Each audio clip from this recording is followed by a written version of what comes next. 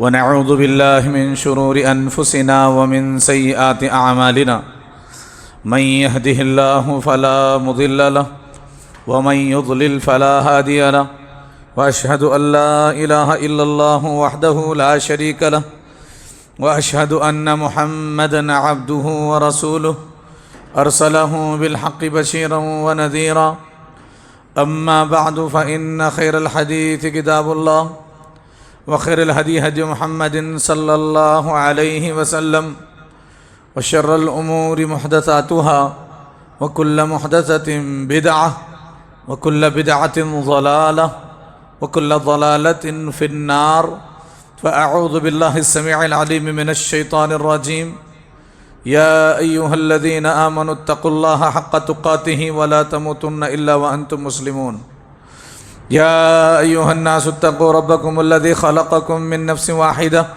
وخلق منها زوجها وبث منهما رجالا كثيرا ونساء واتقوا الله الذي تساءلون به والأرحام إن الله كان عليكم رقيبا يا أيها الذين آمنوا اتقوا الله وقولوا قولا سديدا يصلح لكم أعمالكم ويغفر لكم ذنوبكم ومن يطع الله ورسوله فقد فاز فوزا عظيما أما بعد قال الله تبارك وتعالى في محكم تنزيله أعوذ بالله من الشيطان الرجيم يوم يحمى عليها في نار جهنم فتكوى بها جباههم وجنوبهم وظهورهم هذا ما كنزتم لأنفسكم فذوقوا ما كنتم تكنزون إلى آخر الآية۔ حاضرین جمعہ، بزرگوں، عزیز و دوستوں، قابل احترام، عزت و عفت مآب پردہ نشین خواتین اسلام، سب سے پہلے ہر طرح کی کبریائی و بڑائی، ہر طرح کی تعریف و توصیف، بزرگی و برتری، ہر طرح کی حمد و ثنا، ہر طرح کی یکتائی و تنہائی اسی اللہ وحدہ لا شریک کے لیے ہے کہ جس کے علاوہ اس پوری کائنات میں کوئی معبود برحق نہیں، اور جو اکیلا تنہا اس پوری کائنات کا خالق و مالک اور مدبر ہے، اور جس اللہ وحدہ لا شریک نے اس پوری کائنات کو بغیر کسی مثال و نمونے کے اور بغیر کسی مدد کے پہلی مرتبہ پیدا فرمایا۔ الحمدللہ فاطر السماوات والارض وسبحان اللہ وبحمدہ سبحان اللہ العظیم، اور درود و سلام ہوں تمام انبیاء کرام علیہم الصلاۃ والتسلیم پر، اور خصوصاً میرے اور آپ کے نبی امام الانبیاء، امام کائنات، سرتاج رسول، سید الاولین والآخرین، جناب محمد رسول اللہ صلی اللہ علیہ وآلہ وسلم پر۔ اللہم صلی علی محمد وعلی آل محمد کما صلیت علی ابراہیم وعلی آل ابراہیم انک حمید مجید۔ اللہم بارک علی محمد وعلی آل محمد کما بارکت علی ابراہیم وعلی آل ابراہیم انک حمید مجید، آمین۔ معزز سامعین و سامعات، مختصر حمد و صلوات کے بعد خطبہ جمعہ کے موضوع کی طرف آتے ہیں۔ یہ رمضان المبارک کا مقدس مہینہ جو چل رہا ہے، جن سے ہم اور آپ گزر رہے ہیں، اس میں جو نیکیاں ہم نے کی سو کی، اس کے تعلق سے اللہ سے دعا کریں کہ اللہ رب العالمین ہماری ان تمام ٹوٹی پھوٹی عبادتوں کو، نیکیوں کو قبول فرمائیں، اور جو اہم دن بچ چکے ہیں، اہم اس لیے کیونکہ ان میں لیلۃ القدر ہے، ان میں اللہ رب العالمین ہمیں سعادت مند بنائے، خوب نیکیاں حاصل کرنے کی توفیق دے، اور اللہ رب العالمین کو راضی کرنے والا بنائے، آمین۔ معزز سامعین، آج کے خطبہ جمعہ میں زکوٰۃ کے موضوع پر انشاءاللہ رب الرحمن میں کچھ باتیں آپ کے سامنے رکھنا چاہوں گا۔ زکوٰۃ کے احکام و مسائل کیا ہیں؟ سب سے پہلے زکوٰۃ کا جو معنی ہے، جو لفظ ہے، اس کا معنی کیا ہے؟ زکوٰۃ عربی زبان کا لفظ ہے۔ عربی میں زکوٰۃ کا معنی ہوتا ہے بڑھوتری کے، بڑھنے کے، اور اس کا معنی صاف کرنے کے، پاک کرنے کے بھی ہوتا ہے۔ اور زکوٰۃ کا جو یہ عمل ہے یہ ان دونوں معنوں پر بالکل پورا اترتا ہے، اس طرح سے کہ جب آدمی اپنے مال میں سے زکوٰۃ کا مال حصہ نکال دیتا ہے تو اس کا جو باقی مال بچ جاتا ہے وہ پاک صاف ہو جاتا ہے، اور آدمی زکوٰۃ نکالنے کی وجہ سے گناہوں سے بھی پاک صاف ہو جاتا ہے۔ اس کا یہ معنی ہوا۔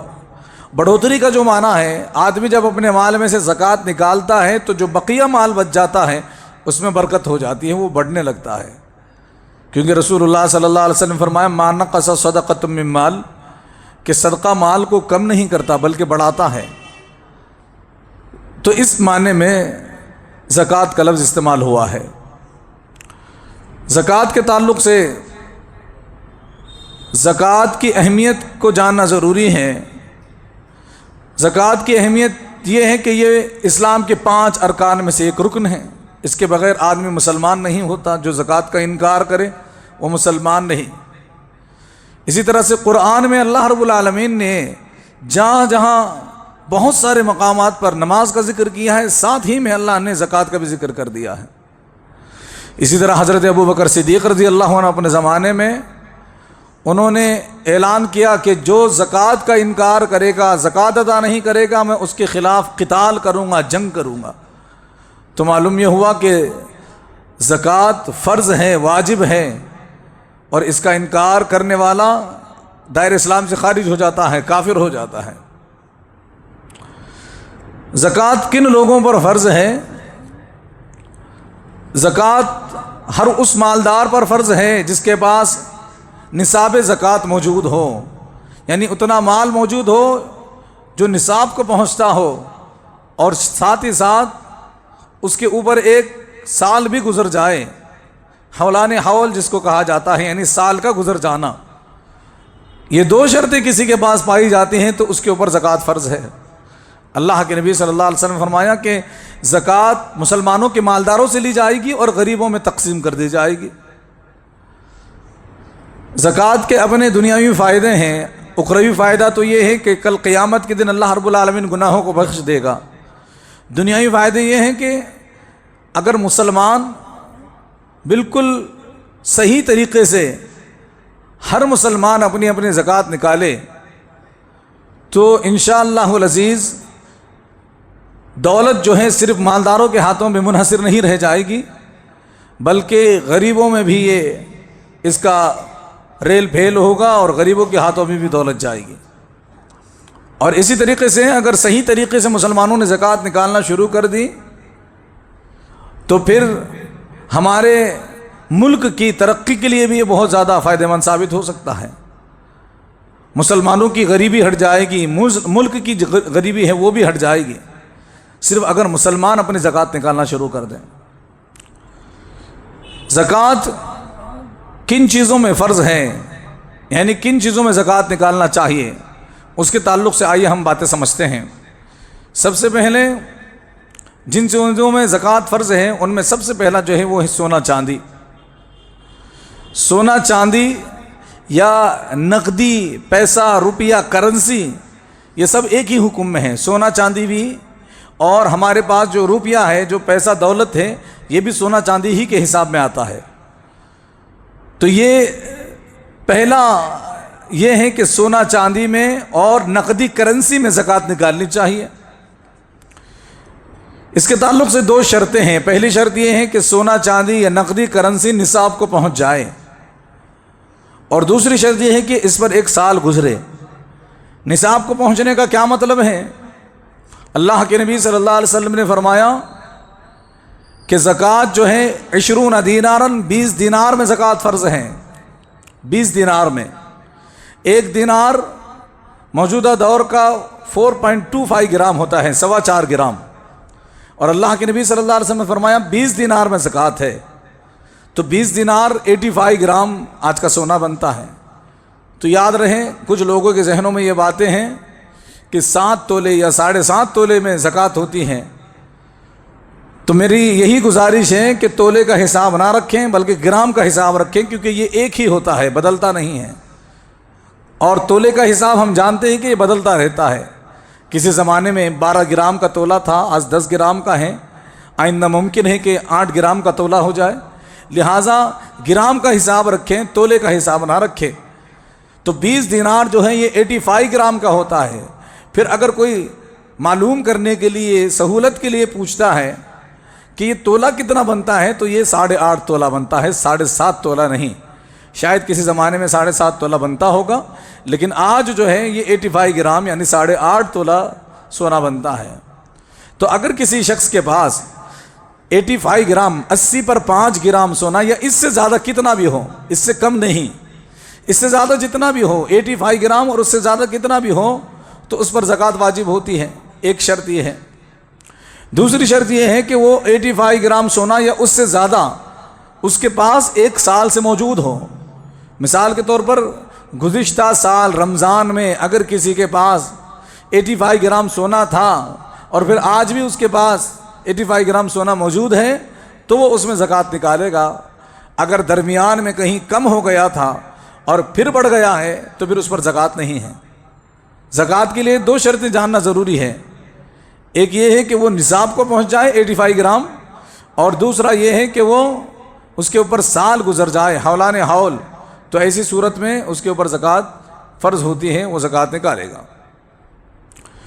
اور چاندی کا نصاب 595 گرام، 595 گرام اگر کسی کے پاس چاندی ہے یا اس سے زیادہ اگر ہے تو وہ زکوٰۃ نکالے گا، اور اس کے اوپر سال گزر جائے پھر وہ زکوٰۃ نکالے گا۔ اگر اس سے کم ہے یا 1 سال تک اس کے پاس اتنی چاندی نہیں تو پھر وہ زکوٰۃ نہیں نکالے گا۔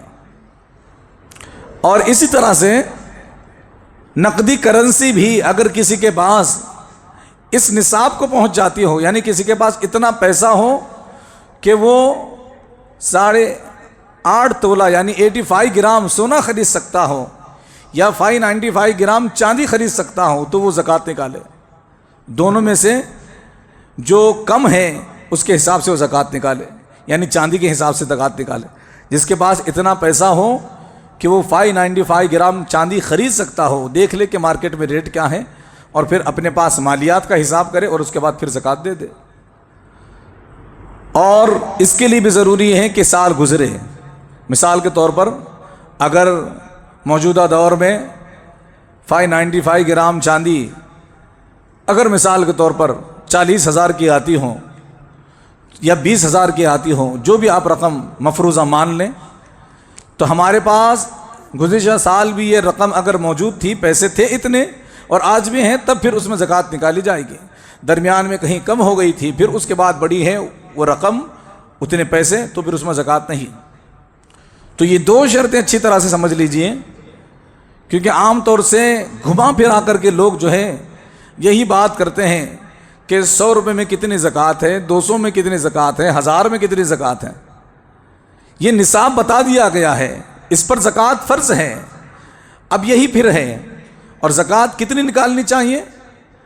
اس کے تعلق سے صحیح بات یہ ہے کہ 2.5% اس پورے مالیات میں سے 2.5%، یعنی اگر کسی کے پاس 85 گرام سونا ہے، اس کی موجودہ مارکیٹ میں ریٹ اس کی قیمت نکالے اور اس کا 2.5% جو ہے وہ زکوٰۃ میں نکال دے۔ یا پھر آپ یوں کریں کہ مثال کے طور پر کسی کے پاس 90 گرام سونا موجود ہے، اور پھر وہ مارکیٹ میں اس کا ریٹ معلوم کریں، 90 گرام سونے کا جو ریٹ ہے اس قیمت کو 40 سے تقسیم کر دے، ڈیوائیڈ کر دے، اور جو حصہ آتا ہے 40واں اس کو وہ زکوٰۃ کے طور پر نکال دے۔ دونوں ایک ہی بات ہے، 2.5% یا 40 سے ڈیوائیڈ کرنا، دونوں ایک ہی بات ہے، اس میں کنفیوز ہونے کی ضرورت نہیں ہے۔ تو زکوٰۃ کا طریقہ یہ ہے کہ سونا اور چاندی کا نصاب بتا دیا گیا ہے، وہ نصاب کو پہنچ جائے اور اس کے اوپر سال گزر جائے، یا چاندی اور سونا نہیں لیکن رقم موجود ہے، قیمت روپیہ پیسہ موجود ہے، وہ بھی اگر اس نصاب کو پہنچتا ہے تب پھر ایسی صورت میں بھی زکوٰۃ نکالی جائے گی، اس کے اوپر بھی سال کا گزرنا ضروری ہے، اور زکوٰۃ 2.5% یعنی 40واں حصہ نکالا جائے گا۔ اسی طرح سے اگر کسی کے پاس سونا بھی ہے چاندی بھی ہے تو دونوں کی ملا کر کے زکوٰۃ نہیں نکالیں گے، سونے کے الگ نکالی جائے گی، چاندی کے الگ نکالی جائے گی۔ تو اس بات کا بھی ہمیں خیال رکھنا چاہیے۔ اسی طرح سے سونا اور چاندی اگر ڈھیلے کی شکل میں ہو یا پھر بسکٹ کی یا کوئن کی شکل میں ہو یا زیورات کنگن کی شکل میں ہو، ہر صورت میں بہرحال اس کی زکوٰۃ نکالی جائے گی۔ کوئی یہ نہیں کہہ سکتا کہ میرے پاس ٹھوس سونا نہیں، میرے پاس را میٹیریل نہیں ہے، بلکہ اس کا ہم نے زیور بنا لیا ہے، کنگن بنا لیے ہیں، تو یاد رکھیے اس پر بھی زکوٰۃ ہے۔ اس کے تعلق سے سنن ابو داؤد کی روایت ہے، عبداللہ ابن عمرو ابن العاص رضی اللہ عنہما راوی حدیث ہیں، اور حدیث کا نمبر 1563 ہے، 1563 میں یہ حدیث موجود ہے۔ اللہ کے نبی صلی اللہ علیہ وسلم کے پاس ایک خاتون آئی اور اس کے ساتھ اس کی ایک بچی بھی تھی۔ اس بچی کے ہاتھ میں 2 سونے کے کنگن تھے۔ اللہ کے نبی صلی اللہ علیہ وسلم نے ان خاتون سے کہا کہ کیا تم نے اس کی زکوٰۃ نکالی ہے؟ اس کی زکوٰۃ نکالتی بھی ہو تم؟ تو اس خاتون نے کہا کہ میں اس کی زکوٰۃ نہیں نکالتی، یہ تو بچے کی زیور ہے۔ اللہ کے نبی صلی اللہ علیہ وسلم فرمایا ایسرکی ان یصورک اللہ بہما من نار۔ اللہ کے نبی صلی اللہ علیہ وسلم نے فرمایا کہ کیا تمہیں یہ بات پسند ہے کہ اللہ رب العالمین ان 2 کنگنوں کے بدلے قیامت کے دن تمہیں آگ کے کنگن پہنائے؟ جیسے ہی یہ بات اس خاتون نے سنی، فوراً اپنے کنگن نکال کر کے زمین پر پھینک دیے اور کہا کہ یہ اللہ اور اس کے رسول کے لیے ہے، یعنی آپ جو چاہیں اس کو استعمال کریں۔ تو معلوم یہ ہوا کہ زیورات میں بھی زکوٰۃ ہے۔ اسی طرح سے زیورات میں سونے چاندی کے زیورات ہوں تو کچھ زیورات ایسے ہوتے ہیں جن میں سونے چاندی کے علاوہ کنکر اسٹون بھی ہوتا ہے اور دوسرے کوئی قسم کا میٹل بھی لگا ہوتا ہے، تو اس کے ساتھ نہ تولا جائے، اس کا الگ حساب کر لیا جائے، اس کنکر کا حساب اور اس کا وزن نکال کر کے تولا جائے، اور پھر اگر وہ زکوٰۃ کو پہنچتا ہے نصاب کو تو پھر زکوٰۃ دے دی جائے، وگرنہ زکوٰۃ نہیں۔ تو یہ بات اچھی طرح سے معلوم ہونا چاہیے کہ کسی کے پاس بھرا لدا ہوا ہار ہوتا ہے اور اس میں بہت سارے کنکر ہوتے ہیں، کبھی ایسا ہو جاتا ہے کہ ان کنکروں کا اسٹونز کا وزن اگر نکال دیا جائے تو وہ زکوٰۃ کے نصاب کو ہی نہیں پہنچتے، تو اس بات کا بھی خیال رکھنا چاہیے۔ اسی طرح سے یہ بات تو گزر چکی کہ کاغذی کرنسی، ڈالر، روپیہ، درہم و دینار، یہ سب جو ہیں سونا اور چاندی کے حساب میں ہیں۔ آج ہمارے پاس یہ روپیہ ہے جس کو ہم ہندوستان میں روپیہ کہتے ہیں۔ نبی صلی اللہ علیہ وسلم کے زمانے میں یہی دینار و درہم تھا، درہم چاندی کو کہتے، دینار سونے کے ٹکڑے ہوا کرتے تھے، آج یہ کاغذی کرنسی بن چکی ہے۔ اسی طرح سے زکوٰۃ کے مسائل میں سے ایک مسئلہ یہ ہے کہ قرض کی زکوٰۃ، اس میں 2 باتیں جاننا ضروری ہیں۔ ایک آدمی جو قرض خواہ ہے، یعنی اس کو قرض آنا ہے، کسی کا کوئی اس کو قرضہ دینا ہے، مثال کے طور پر میں ہوں اور میرے لیے کسی نے میرے پاس سے قرضہ لیا ہے، تو اس کے بارے میں یہ بات ہے اگر وہ قرضہ واپس آنے کے امکانات ہیں، چانسز ہیں، تو اس قرضے کی قیمت کو بھی اپنے مال میں ایڈ کر لیا جائے، جمع کر لیا جائے اور پھر زکوٰۃ نکالی جائے اگر آنے کے چانسز ہیں۔ اگر امکانات ہی نہیں ہیں، کسی صورت میں وہ پیسے آنے سے رہے، ٹال مٹول کر رہا ہے دینے والا، تو ایسی صورت میں اس پر زکوٰۃ نہیں ہے۔ جو مال ہمارے پاس پڑا ہے بس اسی پر زکوٰۃ ہے، اس کا حساب نہیں، اس کو جمع نہیں کیا جائے گا۔ اس کا اپوزٹ، جو آدمی زکوٰۃ نکال رہا ہے وہ کسی کو قرض دینا ہے، یعنی وہ خود مقروض ہے۔ اگر دینے والا خود مقروض ہے تو جتنا اس کو قرض دینا ہے، جتنا اس کے اوپر قرض ہے، وہ اپنے جو کل ملا کر کے مال جو سال بھر تھا اور نصاب کو بھی پہنچ چکا، اس میں سے زکوٰۃ، اس زکوٰۃ کے مال میں سے، اس ٹوٹل مال میں سے پہلے قرض کا مال ہٹا لے۔ مثال کے طور پر کسی کے پاس 9 لاکھ روپے ہیں اور اس کا قرضہ 3 لاکھ روپے ہے، وہ کسی کو دینا ہے، تو وہ 3 لاکھ روپے اس میں سے نکالے۔ اب جو مال بچا ہے وہ زکوٰۃ کے نصاب کو اگر پہنچتا ہے، 85 گرام سونا خریدنے کے قابل ہے یا 595 گرام چاندی خریدنے کے قابل ہے، تو پھر اس میں زکوٰۃ ہوگی، وگرنہ اس میں زکوٰۃ نہیں۔ تو قرض آنا اور قرض دینا، یہ دونوں باتیں سمجھ لینا ضروری ہے۔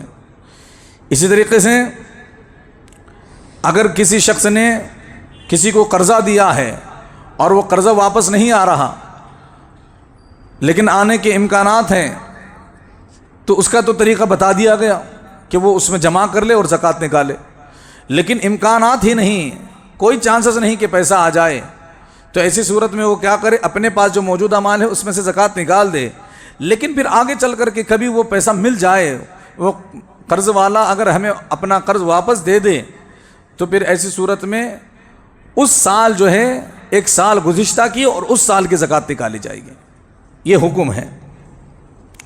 اسی طرح سے یہ تو بات ہوئی روپیہ کرنسی، سونا چاندی، ڈالر وغیرہ کی۔ اس کے علاوہ اگر کوئی کسی کمپنی میں کام کرتا ہے اور وہاں پر اس کے شیئرز ہیں، وہاں پر اس کے حصص ہیں، کمپنی میں اس کے حصے ہیں، اگر کمپنی اس کی زکوٰۃ نکالتی ہے تو ٹھیک ہے، وگرنہ ہر فرد اپنی زکوٰۃ الگ سے نکالے۔ یہ تو بات ہوئی سونا اور چاندی اور کاغذی کرنسی کے حوالے سے۔ اسی طریقے سے دوسری چیز جس میں زکوٰۃ فرض ہوتی ہے وہ ہے تجارتی سامان میں۔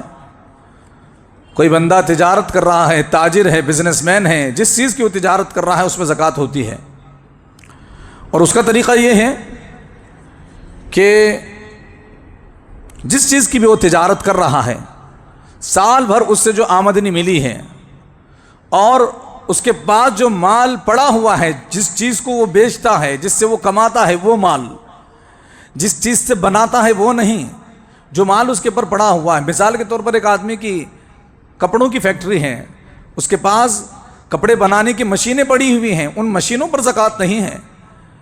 وہ جو اس کے پاس مال پڑا ہوا ہے، جو اس کے پاس کپڑے پڑے ہوئے ہیں، وہ کیا کرے، سال کے آخر میں اختتام پر اس پورے مال کا اندازہ تخمینہ لگائے کہ یہ کتنے کا ہے، اور سال بھر جو اس سے آمدنی آئی ہے اس کو ملائے، اور پھر ان دونوں کو ملا کر کے اس کا 2.5% یا 40واں حصہ زکوٰۃ کے طور پر نکال دے۔ یہ تجارت سامان کے زکوٰۃ کے حوالے سے بات ہے۔ تو جس کا جو بھی کاروبار ہے وہ اس کاروبار سے حاصل ہونے والی آمدنی اور پھر اس کاروبار کے مکمل جو اس کے پاس مال بچا ہوا ہے اس مال کا بھی ایک تخمینہ نکالے، اندازہ نکالے، اور پھر دونوں کو ملا کر کے زکوٰۃ دے دے۔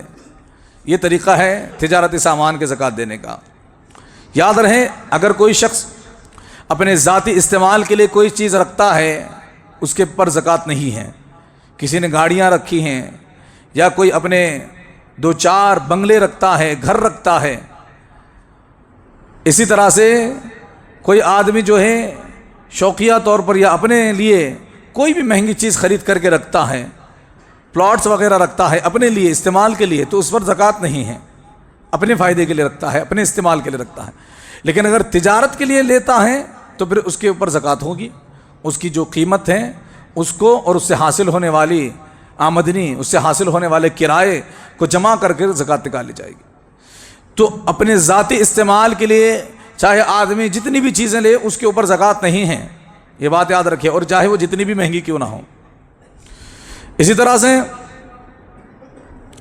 صنعتی آلات جو ہوتے ہیں، یہ بات آپ کے سامنے میں نے بتا دی کہ صنعتی آلات یعنی جن چیزوں سے ہم کام کر رہے ہیں ان پر زکوٰۃ نہیں ہے۔ الماریاں ہوتی ہیں، دفاتر ہوتے ہیں، یا اسی طریقے سے مشنریز ہوتی ہیں، اور ان مشینوں، ان آلات پر، ان پر زکوٰۃ نہیں، ان سے حاصل ہونے والی آمدنی پر زکوٰۃ ہے، اس کا بھی خیال رکھنا چاہیے۔ اسی طریقے سے جن چیزوں میں زکوٰۃ فرض ہے ان میں ایک ہے حیوانات پر، جانوروں پر بھی زکوٰۃ ہے۔ شرط یہ ہے کہ وہ جانور آدمی جو ہے اپنے شوق کے طور پر پالا ہو تو پھر اس میں زکوٰۃ ہے، اور وہ جانور کون سے وہ بھی بات آئے گی۔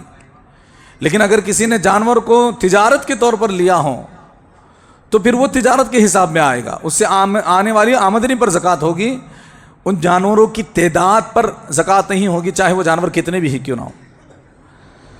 اگر کوئی شخص یوں ہی اپنے لیے پال لیتا ہے جانور کو، جیسے عرب پالا کرتے تھے، تو ایسی صورت میں اس کے اوپر زکوٰۃ ہے۔ 5 اونٹ ہیں تو پھر زکوٰۃ ہے، اسی طرح سے 30 گائیں ہیں تو زکوٰۃ ہے، 40 بکریاں ہیں تو زکوٰۃ ہے۔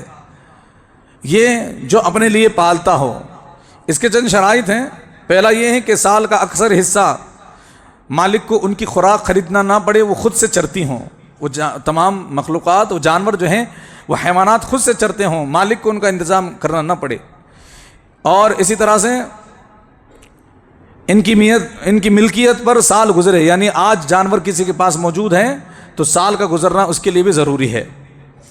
اور اگر تجارتی مقصد کے لیے لیا ہے، تجارت کرنا چاہتا ہے، جیسے مثال کے طور پر کچھ لوگ بکریوں کا گوشت بیچتے ہیں، ان کے پاس 100 بکریاں بھی ہوں تو تعداد کے حساب سے 40 پر ایک بکری نہیں جائے گی، بلکہ ان سے آنے والی آمدنی پر زکوٰۃ ہوگی۔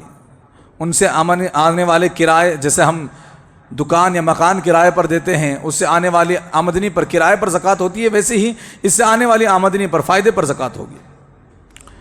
اسی طریقے سے جن چیزوں میں زکوٰۃ فرض ہوتی ہے ان میں سے ایک چیز ہے زرعی پیداوار، کھیت کھلیان۔ جس کے پاس کھیت ہو اور وہ اس میں اناج بوتا ہو، اناج جس طرح کا بھی ہو، اس پر زکوٰۃ ہوتی ہے۔ اس کے بارے میں 2 باتیں ضروری ہیں۔ ایک یہ ہے کہ یہ بھی نصاب کو پہنچے۔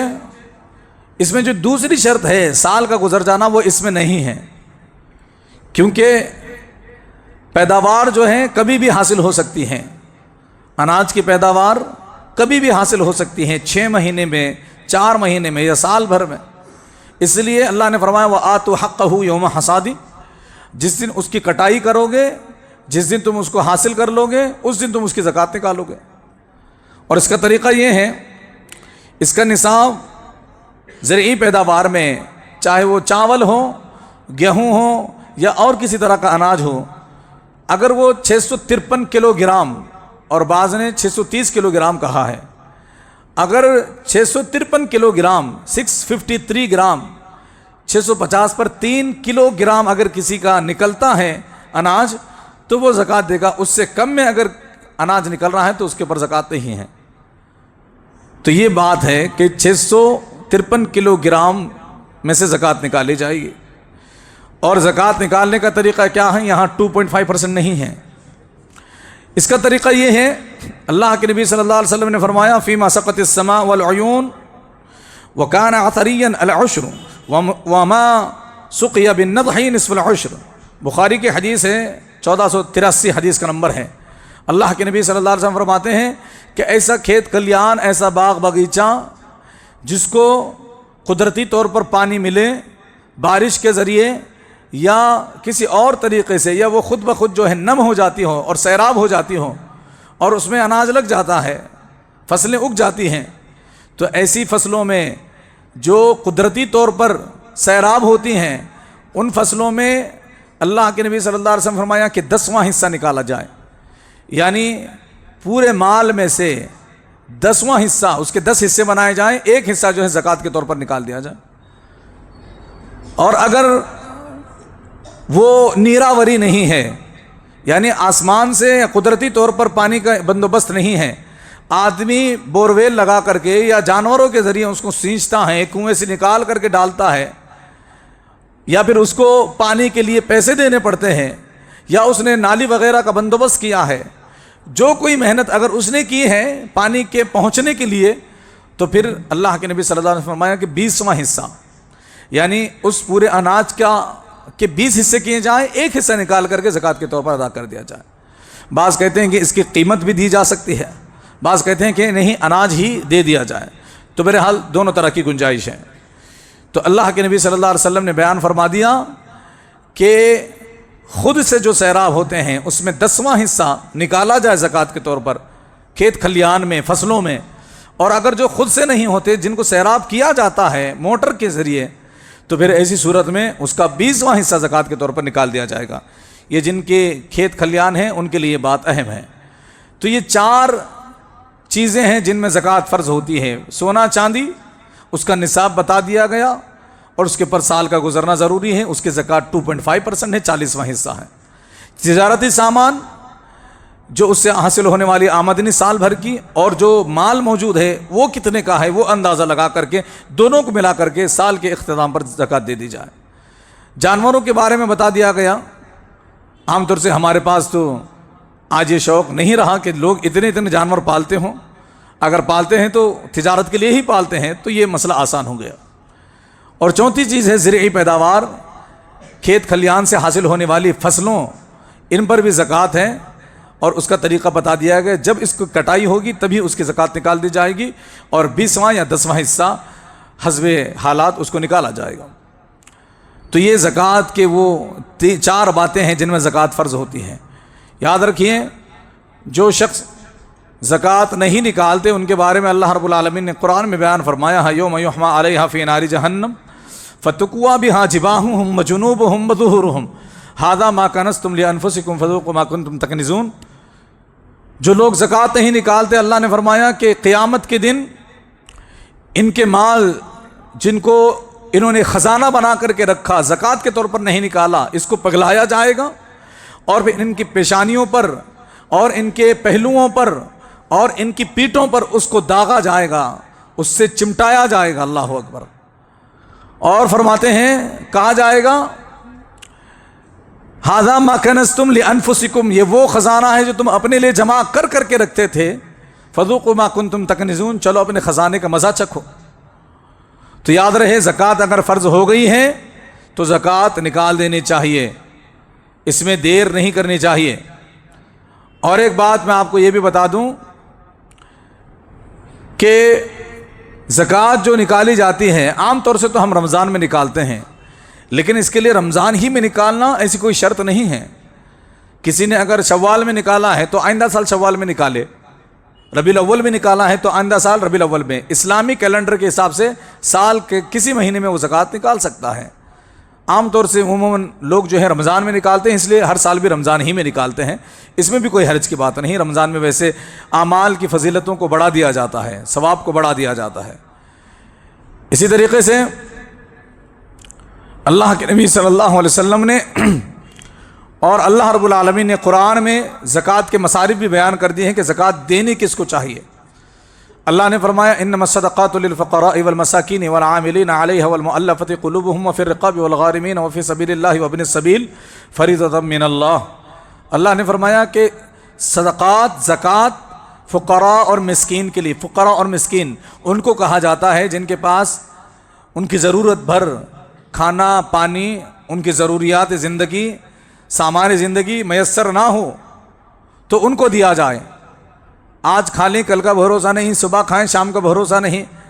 جو مسکینی کی حالت میں زندگی گزار رہے ہیں، دونوں ایک ہی ہیں، تھوڑا بہت فرق ہے، لیکن عام طور سے مسکینوں غریبوں کو زکوٰۃ کا مال دیا جائے۔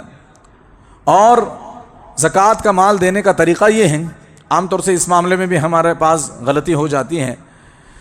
دیکھیے، کوشش یہ کیجئے کہ ہم اپنی بہت بڑی زکوٰۃ کسی ایک انسان کی ضرورت کو پورا کریں، بجائے اس کے کہ ہم اپنی زکوٰۃ کے کئی حصے بنا کر کے کسی کی بھی ضرورت کو پورا نہ کریں۔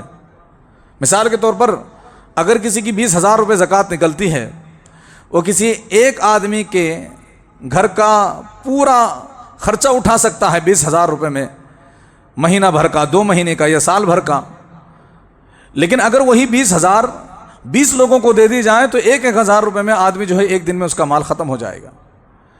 تو کوشش یہ کریں کہ ایک آدمی کی پوری ضرورت پوری ہو، بجائے اس کے کہ کئی لوگوں میں وہ چیز بڑھ جائے۔ مثال کے طور پر 100 روپیہ اگر 100 لوگوں میں بانٹیں گے تو 1 روپیہ ملے گا سب کو، لیکن وہی 100 روپیہ ایک آدمی کو دے دیں گے تو اس صورت میں وہ 3 وقت کا کھانا کھا سکتا ہے۔ تو اس طرح سے حکم دیا گیا ہے، اللہ کے وسلم ایسا ہی کیا کرتے تھے۔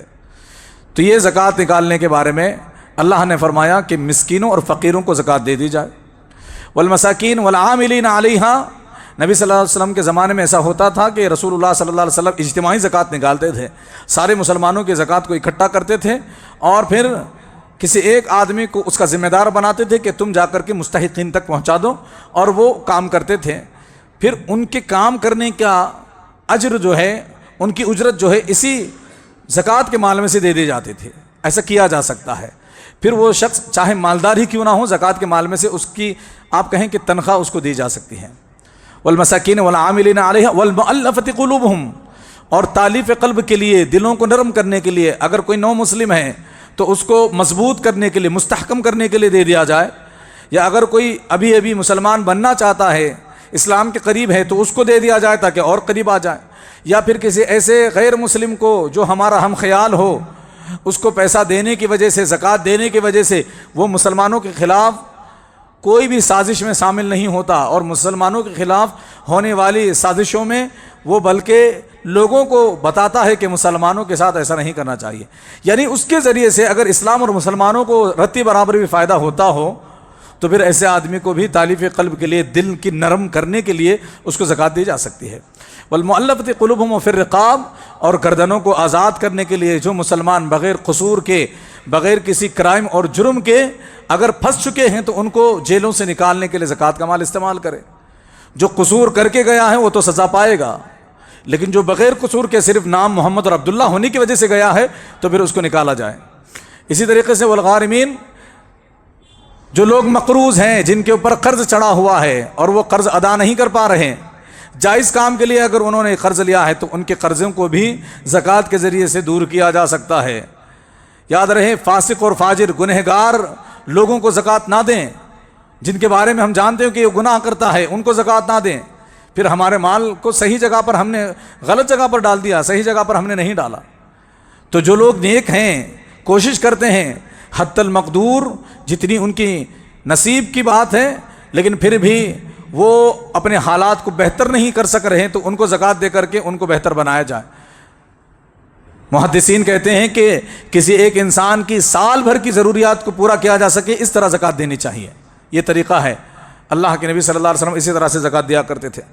والغارمین فی سبیل اللہ، اور اللہ کے راستے میں یعنی مدارس میں اور دینی خدمتوں کے لیے جہاں کوشش ہو رہی ہے، اللہ رب العالمین کا نام لیا جا رہا ہو اور رسول اللہ کی تعلیمات پڑھائی جا رہی ہوں، یہاں پر بھی زکوٰۃ دینا درست ہے، یہ بھی ایک مصرف ہے، لہٰذا اس کے لیے بھی کوشش کریں۔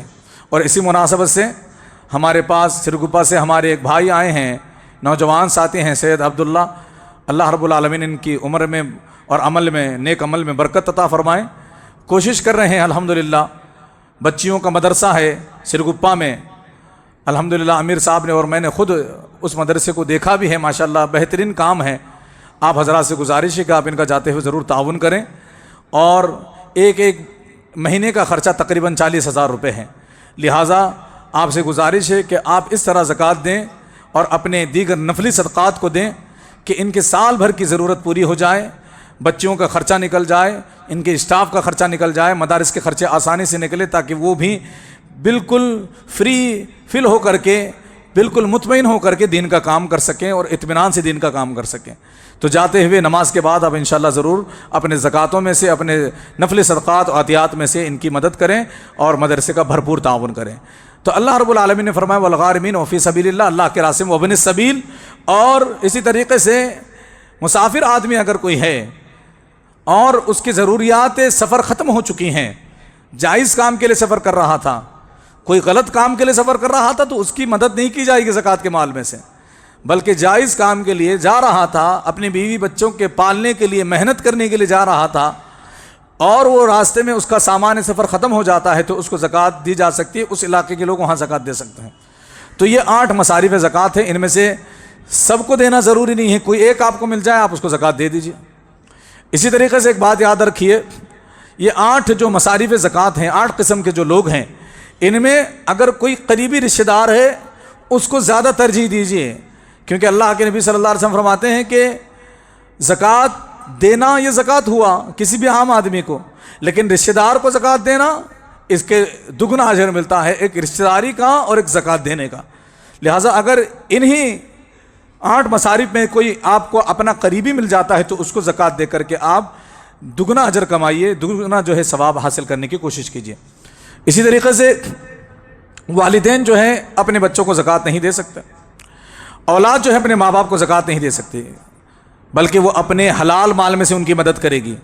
اولاد اپنے پاکیزہ نفلی حلال مال میں سے، حالانکہ وہ بھی صدقہ ہی شمار ہوتا ہے، یہاں تک کہ بیوی کے منہ میں لقمہ رکھنا بھی یہ صدقہ شمار کیا گیا حدیث میں، لیکن زکوٰۃ نہیں۔ زکوٰۃ جو ہے مال کی گندگی ہے، وہ ہٹانے کے بعد مال صاف ہو جاتا ہے۔ تو والدین بچوں کو زکوٰۃ نہیں دے سکتے، بچے اپنے ماں باپ کو زکوٰۃ نہیں دے سکتے، شوہر اپنی بیوی کو زکوٰۃ نہیں دے سکتا، وہ تو اس کی ذمہ داری ہے۔ بیوی البتہ اپنے شوہر، اگر وہ حالات ان 8 لوگوں میں سے کسی ایک میں آتا ہے تو بیوی اپنے شوہر کو زکوٰۃ دے سکتی ہے اپنے مال میں سے، شوہر نہیں دے سکتا۔ قریبی رشتہ داروں کو ڈھونڈ کر کے بھائی بہن کو دے سکتا ہے، بہنیں بھائیوں کو دے سکتی ہیں۔ اس طرح سے زکوٰۃ کا یہ پورا نظام ہے۔ یہ مختصر سے کچھ مسائل تھے جو آپ کے سامنے میں نے رکھے۔ اس کے علاوہ بھی شاید زکوٰۃ کے اور مسائل ہو سکتے ہیں۔ اگر آپ میں سے کسی کو کوئی مسئلہ درکار ہو تو آپ انشاءاللہ العزیز علماء سے رابطہ کیجئے۔ اللہ رب العالمین سے دعا ہے کہ اللہ رب العالمین ہم تمام مسلمانوں کو کہی سنی باتوں پر کہنے سننے سے زیادہ عمل کرنے کی توفیق عطا فرمائے۔ اللہ رب العالمین ہمارے مالوں میں سے زکوٰۃ نکالنے کی ہم سب کو توفیق عطا فرمائے، اور جنہوں نے اپنے اپنے مالوں میں سے زکوٰۃ نکالی ہے اللہ ان کی زکوٰتوں کو قبول بھی فرمائے، اللہ ان کے باقی مال میں خوب خیر و برکت عطا فرمائے۔ اللہ رب العالمین رمضان بھر میں جو کچھ نیکی ہم نے کی ہیں اللہ ان تمام نیکیوں کو قبول فرمائے۔ اللہ چھوٹی سے چھوٹی نیکی بھی ہو، تیرا وعدہ ہے کہ تو اس کی پرورش کر کے احد پہاڑ کے برابر بنا دے گا، اللہ اس کو بھی قبول فرما۔ بڑی نیکیوں کو بھی اللہ قبول فرما، اور جو رمضان کا حصہ باقی رہ گیا ہے ان میں بھی خوب نیکیاں کرنے اور اللہ کو راضی کرنے کی توفیق عطا فرمائے۔ اپنے گناہوں سے معافی مانگنے کی اللہ توفیق عطا فرمائے، اور اسی طرح سے اللہ رب العالمین لیلۃ القدر کی سعادت نصیب فرمائے۔ لیلۃ القدر کو اللہ رب العالمین ہمیں حاصل کرنے کی توفیق عطا فرمائے، اور اس میں معافی مانگ کے اپنے رب کو راضی کرنے کی اللہ ہمیں توفیق عطا فرمائے۔ جب تک زندہ رکھے اللہ کے نام پر، اللہ کی توحید پر، اتباع سنت پر زندہ رکھے۔ جب ہمارا خاتمہ ہو اللہ کے دین کی خدمت کرتے ہوئے اللہ کی توحید پر، نبی کی اطاعت پر ہی ہمارا خاتمہ ہو۔ آمین وصلی اللہ علی نبینا محمد۔